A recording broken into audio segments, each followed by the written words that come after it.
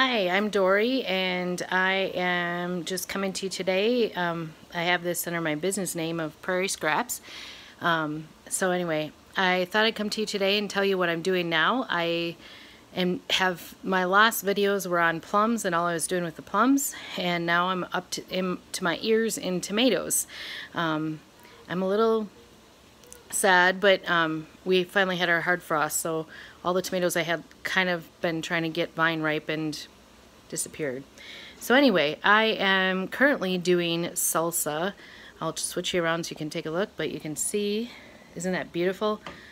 I have to bring this to a boil, and then I will simmer it for 15 minutes. And then of course as I'm doing that, I am trying to get my canners ready. And I just wanted to show you, actually, I just shut that off, but I have actually the double burner in the middle going with the two side burners to keep the canner heated up, and it happened so quickly. I wasn't counting on it actually being done before my salsa is ready. Usually I start it on one side and then have my salsa on the other side. This salsa recipe is from a friend of mine in Minnesota that I got way back when. I love it because it's got cumin in it, and so it's kind of a, I don't know, great recipe. My husband, it's his favorite recipe because it's milder. It's kind of a mild one, but I may have messed up this time and put some really spicy peppers in it, because after I was done, I spent about 24 hours with my hands burning, and anything I touched was absolutely burning too. So FYI, when you make salsa, when you cut up the peppers, use gloves. It's a good thing. So anyway, so I'm hoping I didn't make it too spicy, because he really likes this recipe and wants it to be milder. So the other salsa recipe that I do that all the kids like, and I do as well, and it's a little spicier, it's called Zesty Salsa, and it's in this cookbook, the Ball Complete Book of Home Preserving.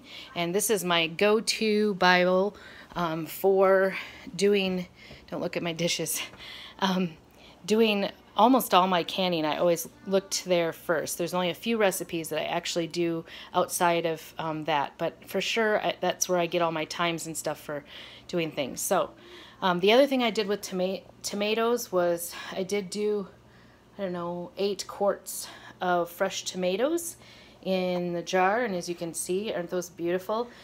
These were mostly Roma tomatoes that I grew in my garden. And the only hard thing to do is to get the peelings off. It's not too hard, but you want to get the peelings off, you put them in boiling water briefly, and then you put them in an ice bath, and then the peeling just kind of pulls right off. And so I just sit there and do that, fill up the jar. I do the raw pack method, and the reason I do that is because, do you see all that liquid down there? That is actually liquid only from the tomatoes. I have added no water. The only thing I add is a tablespoon or 2 of lemon juice, and then some salt. So that's all that's in there. I guess you can do them without the salt, but why? It enhances the flavor and helps to preserve it. So anyway, and those are a water bath as well. So then this is all my zesty. You can see down there way at the end I have some green beans we did as well. But anyway, all my zesty salsa that I did. The kids are going through it really fast.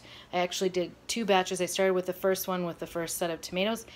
Kids loved it so much. They ate it the first day, the stuff that didn't fit in a jar.